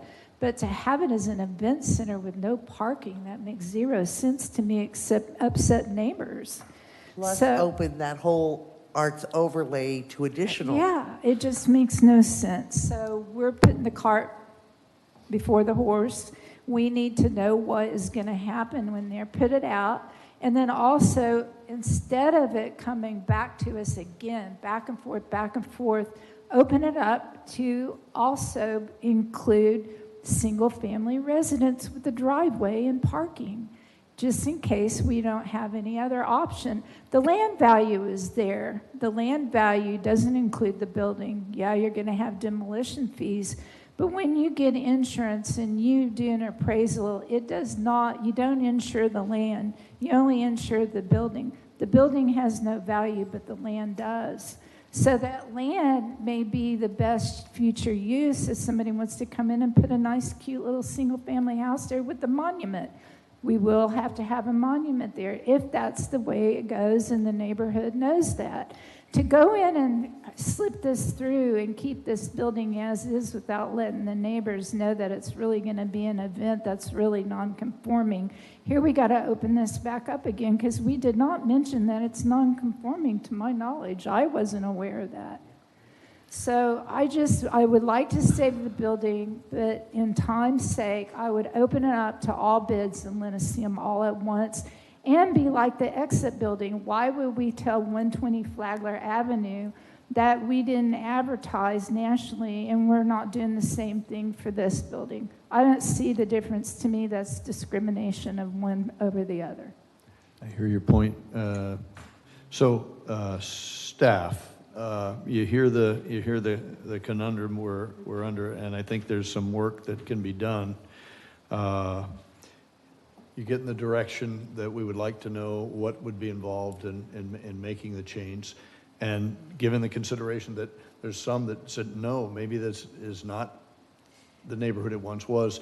So we need some options when you come back to say, okay, you can go this way or you can go that way, to make it clear what the wide variety thing is. So we can certainly put it out for RFP under the current permitted and special exception uses that currently exist in our code, and do a flat purchase price. If the commission desires, we could also place the current condition that we have, that you have to maintain the historical integrity, and then say the permitted and special exception uses are those that are currently listed in the current zoning classification and arts overlay. You could do that now. If there's a consensus that the commission wants to proceed and consider it as a venue, then we can get that consensus tonight and add options on what to do regarding that particular section. How would you like to proceed? I would like to non-conforming and special exceptions are really painful things to have and should be minimized. So I'd like to get rid of the special exception option. Well, I'm sorry, Commissioner, go ahead. Commissioner Hartman. If we accept the proposal and the trust comes back and says, I wasn't aware of the non-conforming use, he can pull back his offer, can he not? To clarify, the RFP did not specify it had to be a venue. Right. It specified you had to maintain the historical integrity of the structure. So we're the one who's saying it's got to be a venue, but that's not what we put out to the public. That's not our requirement. His proposal listed it as he would like to operate it as a venue. The proposal as submitted was that, but the actual regulation requirement we put in place just mentioned the requirement of maintaining the physical structure. I don't want to tie his hands. I'm fine with accepting the bid from the trust company and selling the property, and he's going to maintain the building as long as he knows it at this time that, you're not going to be able to do venue, you can only do what's permitted down there. And is there a way out if he goes back and talks to the other people in his trust and with this new information, and they go, oh, no, we don't want to do that. We strictly wanted to do the wedding venue. We didn't want to do an art gallery. Can he pull back, and does he lose money? Well, we would negotiate the contract. The next step would be to negotiate the contract. And, part of the contract provisions could include, non-monetary things like staff support for rezoning to a certain category or staff support for a special exception use. So there are ways to craft it to get the use that you want. And I understand Commissioner Perrine's point about a larger audience, but I don't think it's gotten us any more track or any more people concerned with the 120 Flagler. I don't think people are jumping at our doors with new bids and offers on that one. Not as of yet. The deadline's still a couple of weeks out. Right. So And the longer we wait, the worse the building's going to get. And, you know, it's unfortunately, it's in the condition it is today, and I'd rather be done with it and let it get done, get it replaced. I have a question. Does this have to come back to us to approve it to be conform, or to make an exception to the non-conforming, which I'm going to say no to that. But for the building itself, if what you're saying, he can make it something different than an event, then we need to know that. And is it fair that we didn't open it up that way, or are we in the clear? That's all I want to make sure is, are we being fair? Because the staff isn't recommending us to do it that way. They have their reasons, and I've talked to staff multiple times about this because it's so confusing. And I'm, even know about non-conforming and grandfather, but I just want to do what's right. I really love that we have somebody in our community that wants to restore this building, but I don't want to make the whole neighborhood mad with our decision. I share your concern, but I know what happens when things appear to be going awry and people are concerned. They show up. We've not had anybody show up tonight saying, "Oh my gosh," and we've never had anybody show up and say, "You got to get rid of that women's center because of the parking." So people show up when they don't like what's going on, and to date, nobody's shown up and spoken at that podium and said, "Hey, please get rid of that damn thing because I don't like the parking." So I think people will show up. Is it fair? I'm not sure. If I were the applicant, I would want to say, now you're going to tell me it can't be what you've used it for forever, and you must do something totally different. So I think we should be prepared if we do that handcuff that we'll be back with he'll pull the bid. We'll be back with the building. I favor the abundance of caution to go national with the search. I do agree with Commissioner Hartman. It's going to take some time, but in an abundance of caution and not rush to judgment, give the staff a little bit of time to give us those options about how we could navigate making it the overlay with the pluses and minuses that are of that. Having all that stuff sorted out before feels much better to me. Crawl, walk, run. So tonight, if we rejected this and then had another motion to say advertise it for 2 weeks, that would give us time, staff time, to sort through all those great questions that you've raised. They're wonderful. I didn't consider half of them. So thank you, each of you, for doing that. That's where I see it going. So, Commissioner McGirt. I'm still stuck on the venue. So this building, I want the option for it to operate as a venue to stay. That has been a venue for many, many decades, well before the people who moved in around it.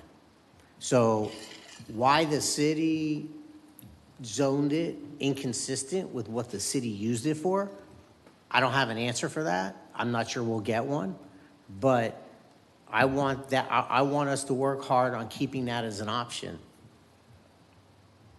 because I think having the possibility of having public access to that building is in large part why I'm so interested in preserving it as a historic structure, and which at least one person has expressed the interest to do that, and it could be rented out. I mean, I've been to numerous weddings and at numerous events.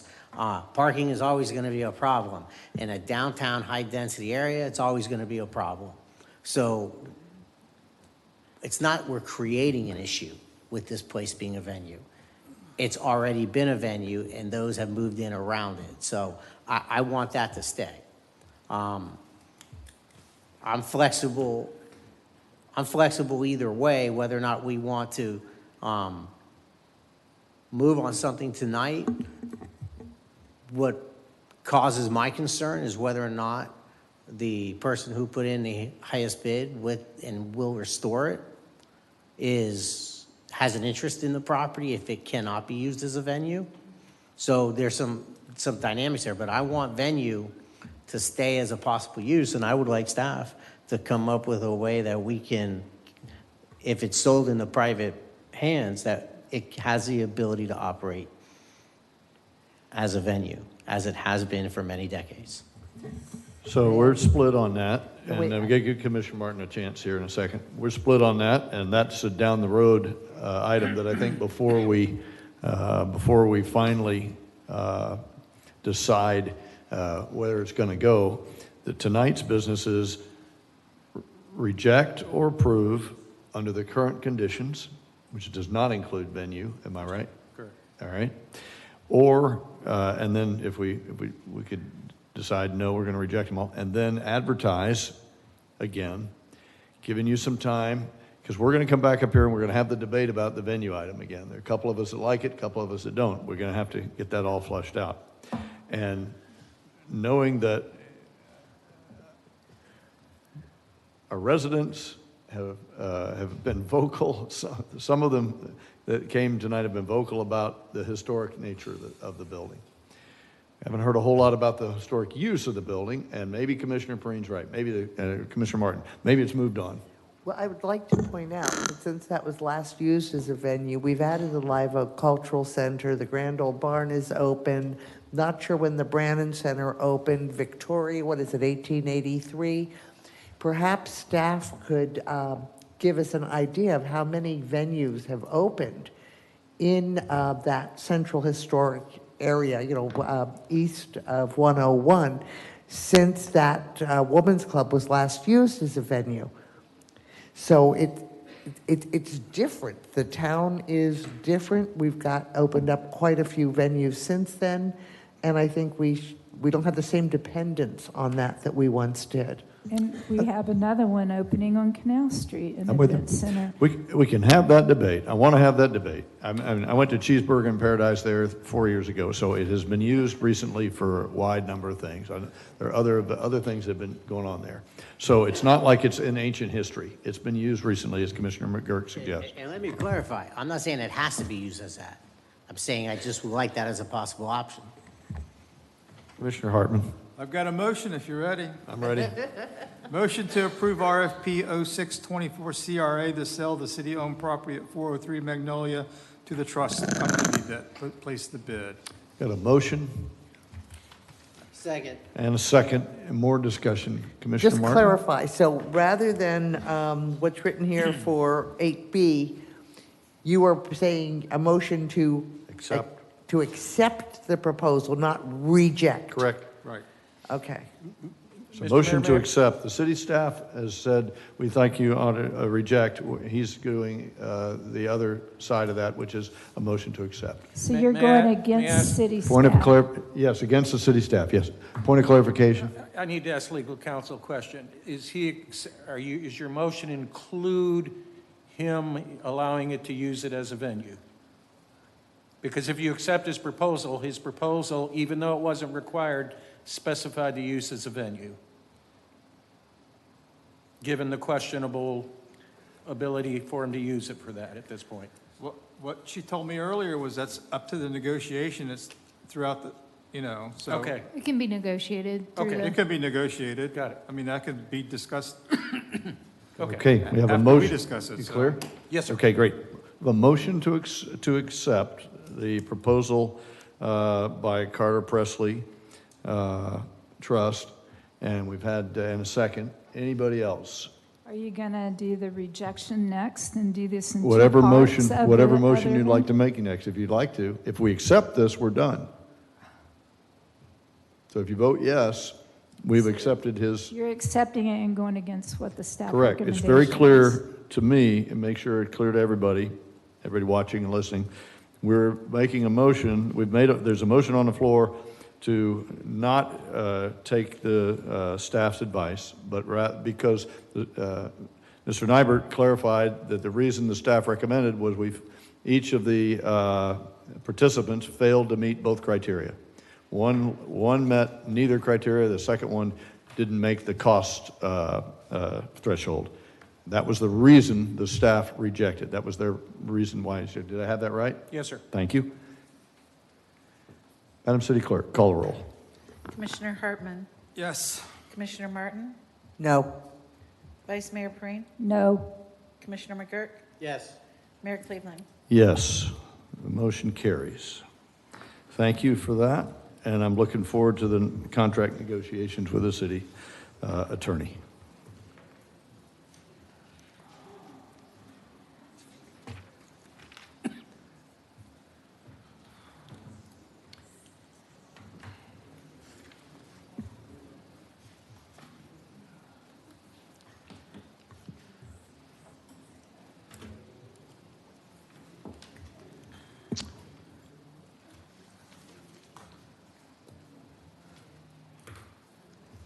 Okay, we're going to move on to second readings, ordinance of second reading, public hearing.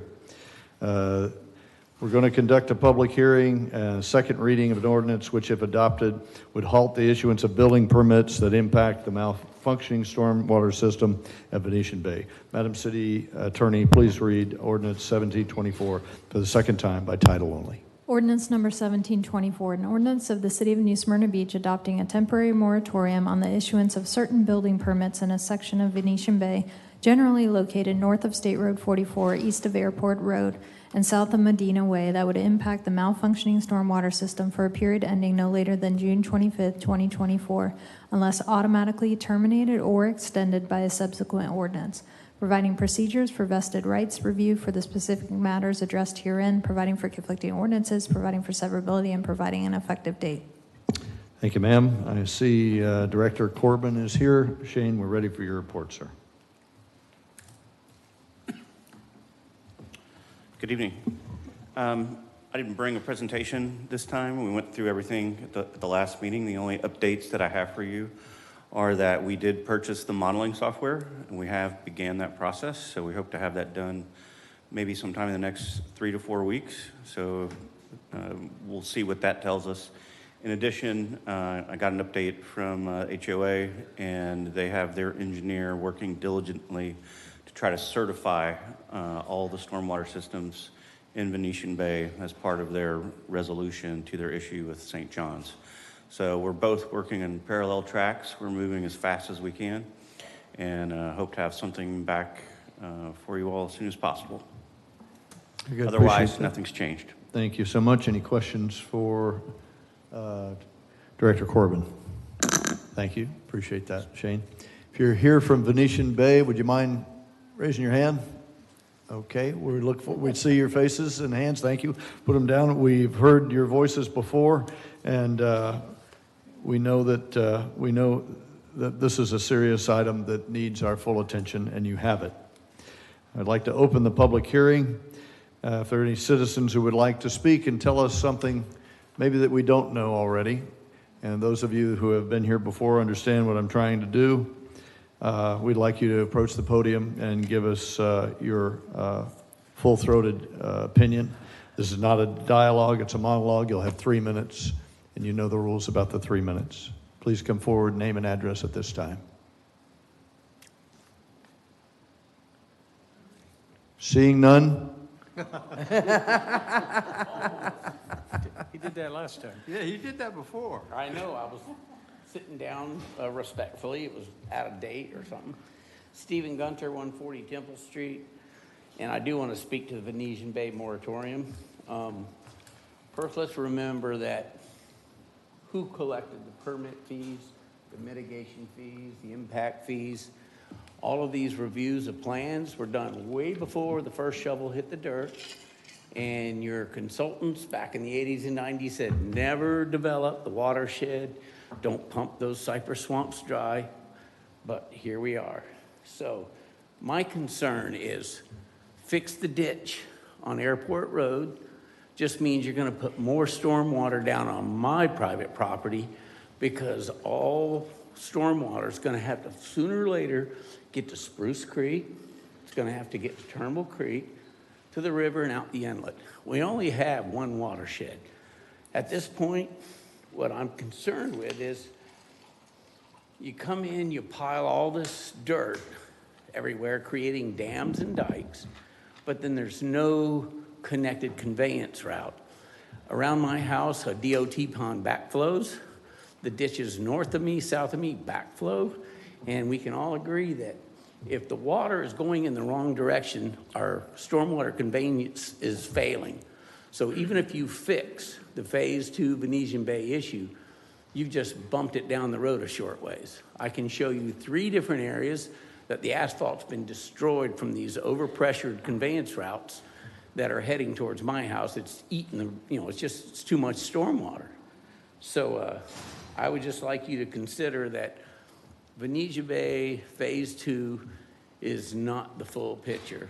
We have coastal woods, there's developments happening east of there.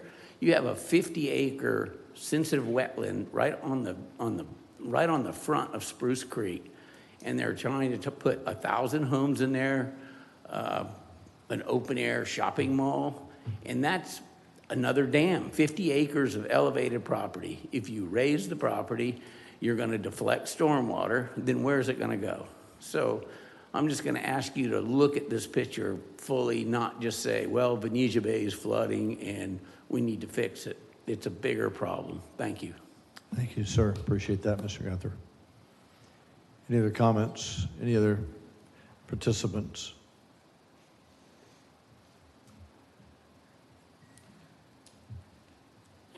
Richard Polo Jr. from 138 Portofino Boulevard in Venetian Bay. So, good evening, Mr. Mayor, commissioners, staff. I will just say what I've learned half a dozen times coming here is you have a very difficult job. You have all kinds of information being thrown at you. You have to make decisions. They're controversial. You're never going to be the most popular person in the city, is my guess. The gentleman that just spoke, I hadn't heard him speak or seen him before, and I think what he helped crystallize is this particular moratorium is really, really important. So most of the world has a problem getting access to water, never mind clean water. And we don't have that problem in Florida, and we don't have that problem here. 31% of this state is a wetland. 14 different types that I have seen, marshes, different types of bogs.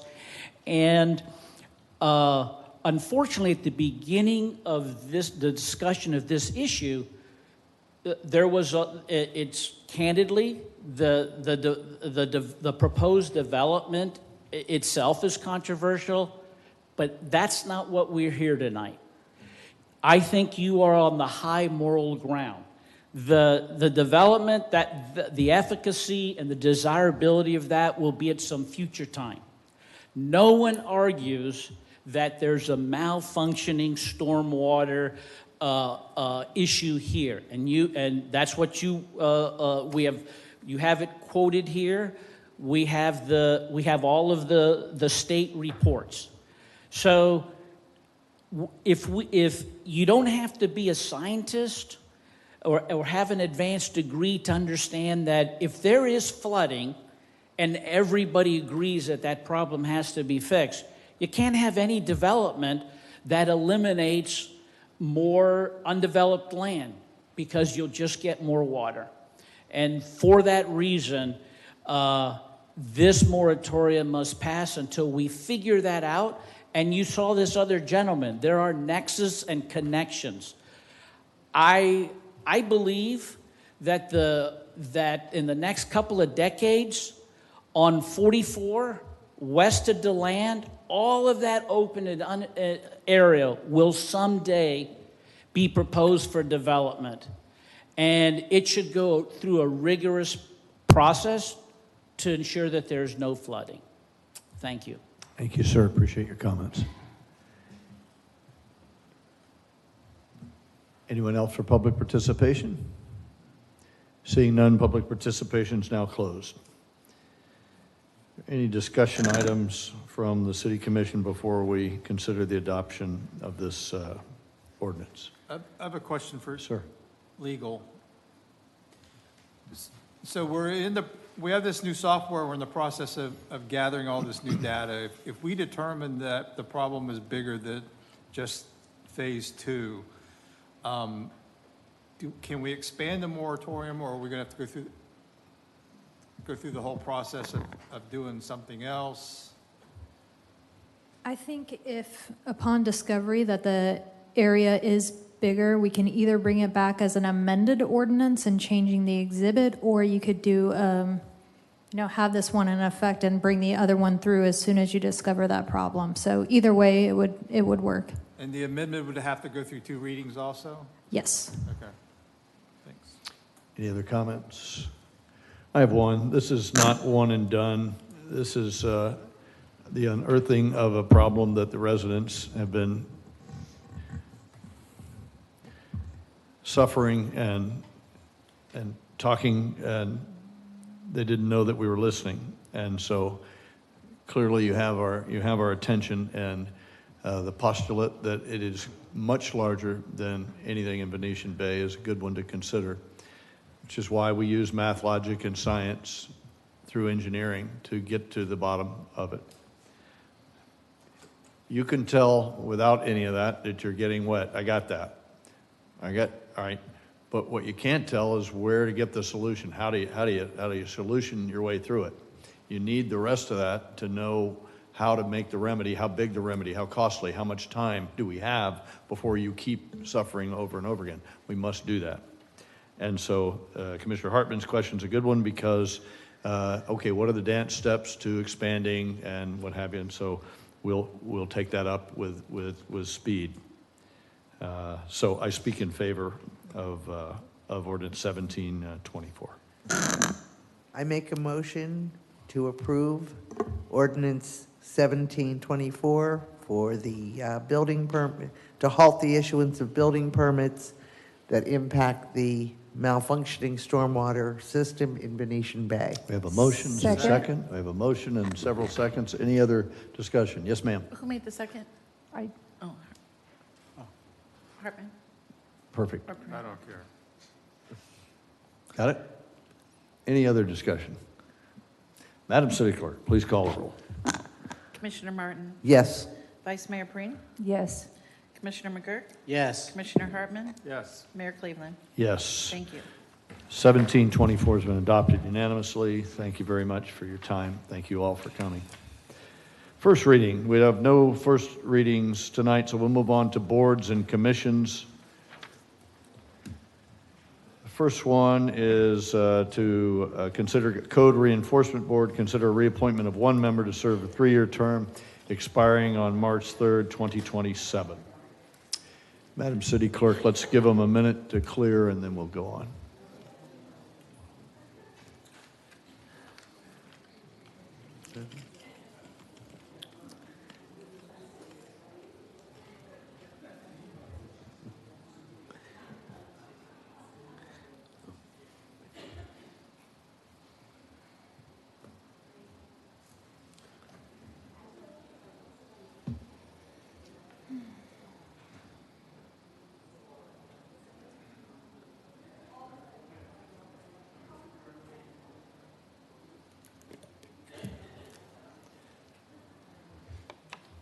Okay, Kelly, the floor is yours. Good evening, Mayor, Vice Mayor, Commissioners. Currently, I have one member with a term that expired on March 3rd, 2024. Her name is Ruth Kazimierek. She's just completed her first term, and she does wish to be considered for reappointment.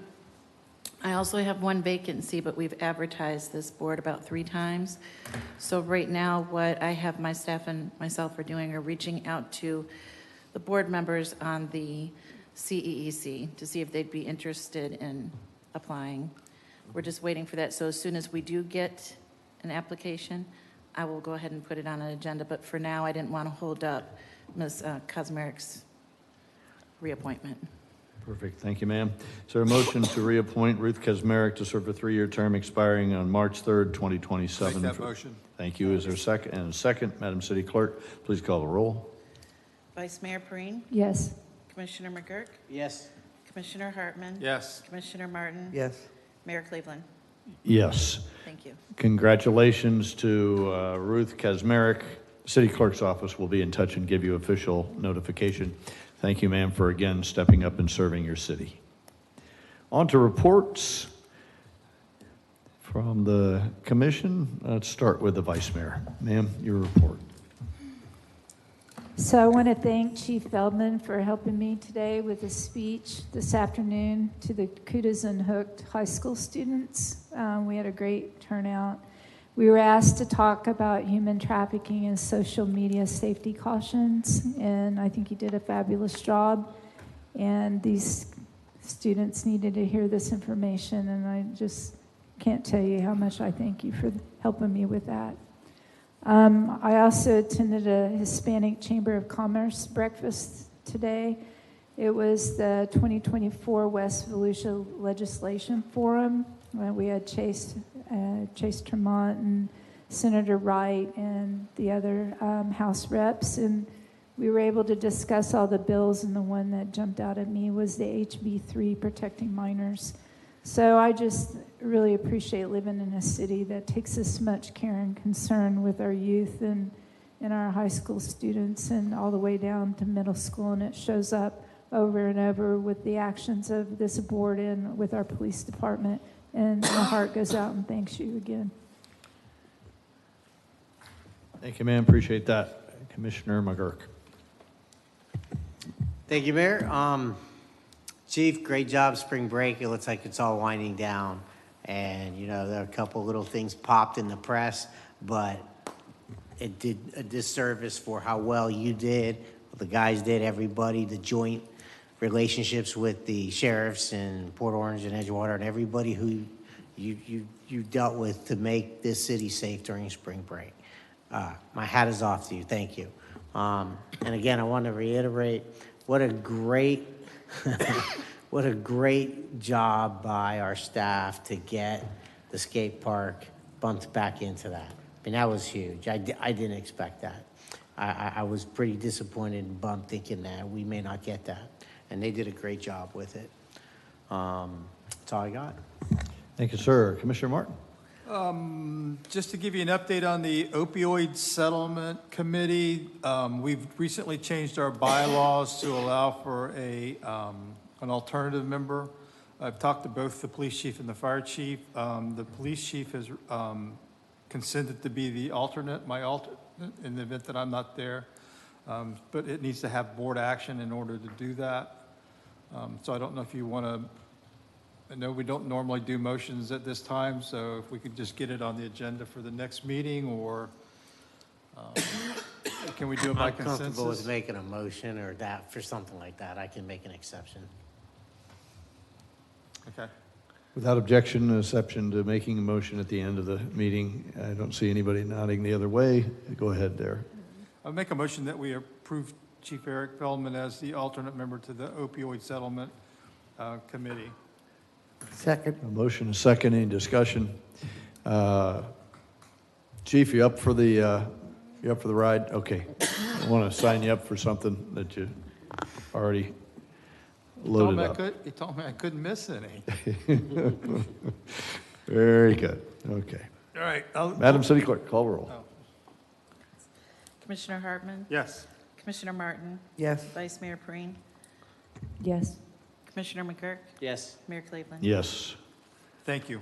Kind of along with that, the county is the one who actually runs the program for us. They have a new person that's stepped up, who is dedicated just to the opioid settlement agreements.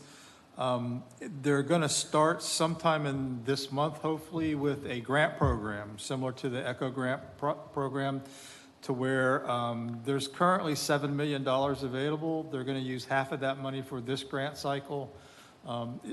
Since it's their first one, they kind of want to see how it goes. They may open up a second grant cycle later in the year if things go well.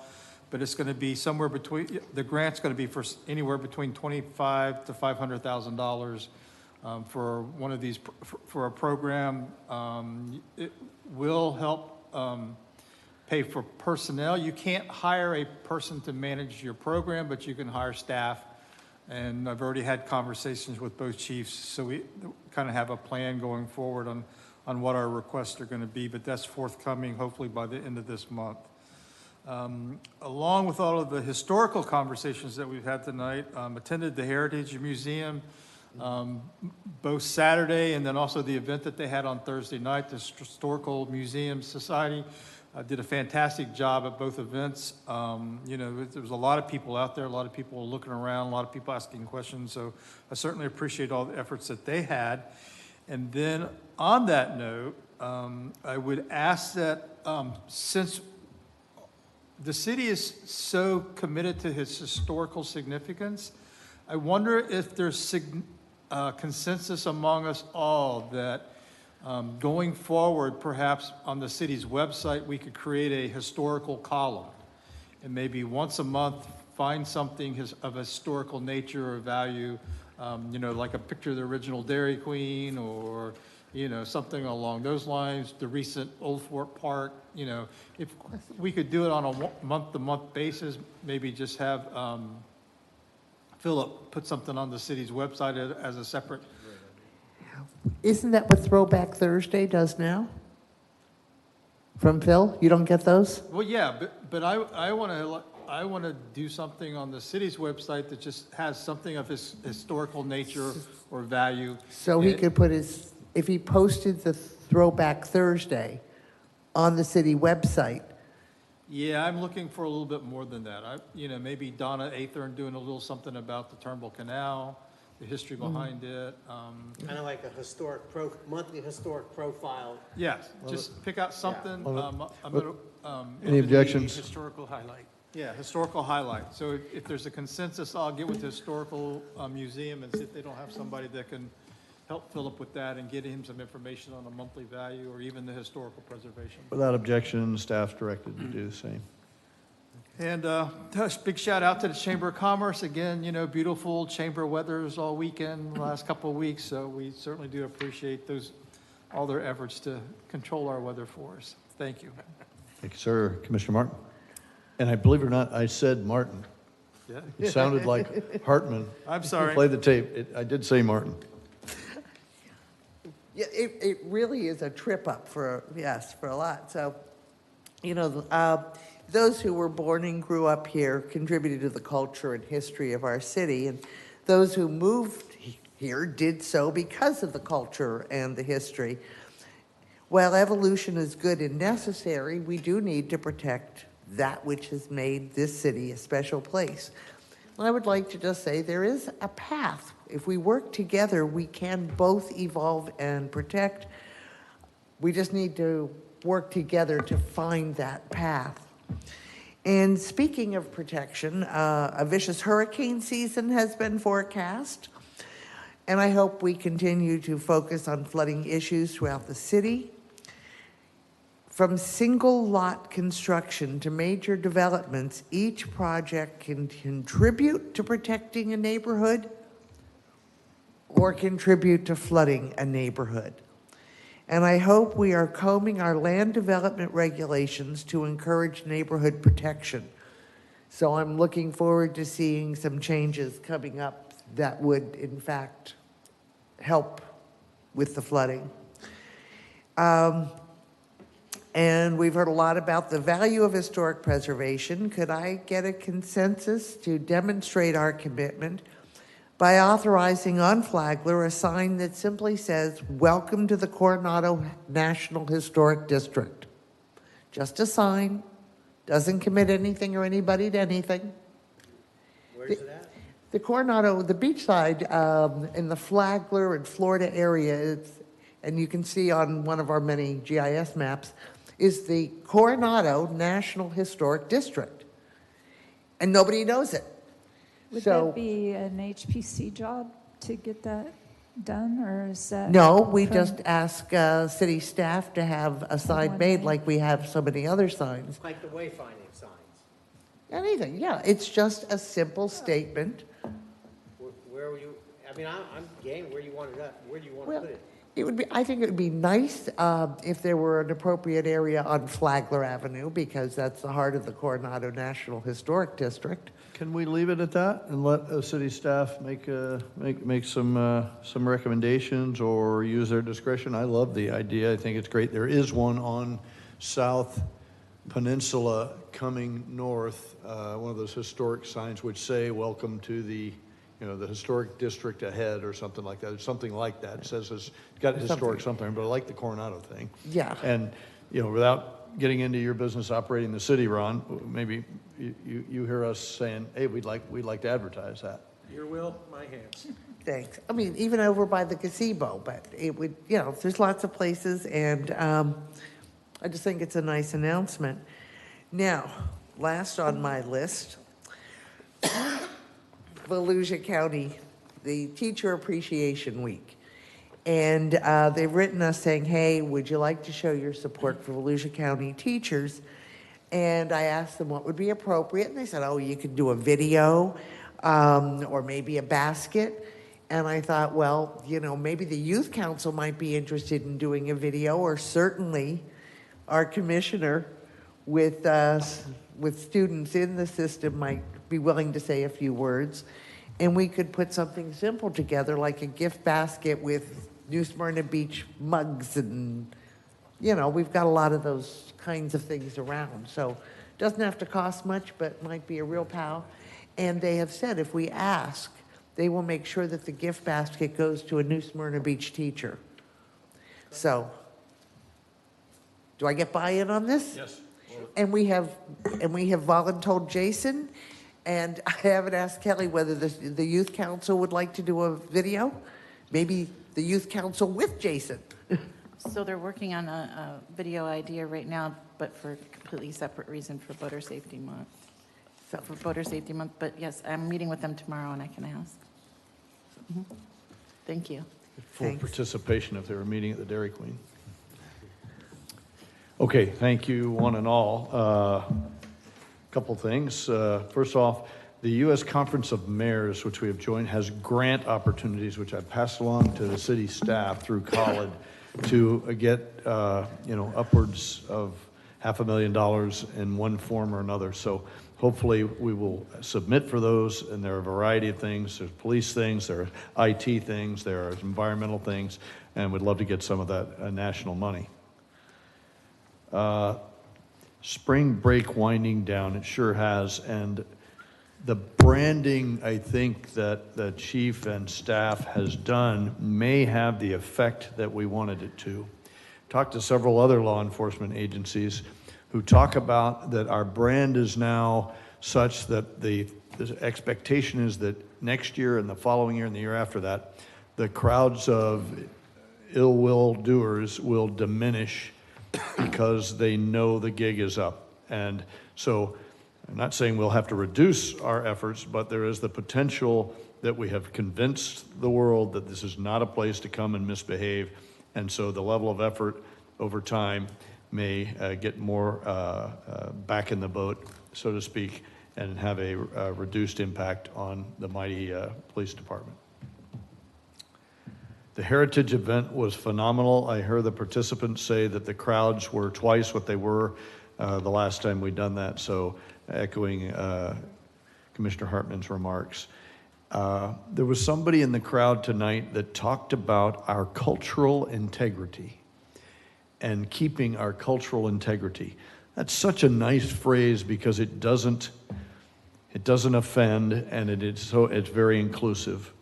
I hear many of us talking up here from time to time about a variety of things, but the cultural integrity of this town, in my view, must prevail.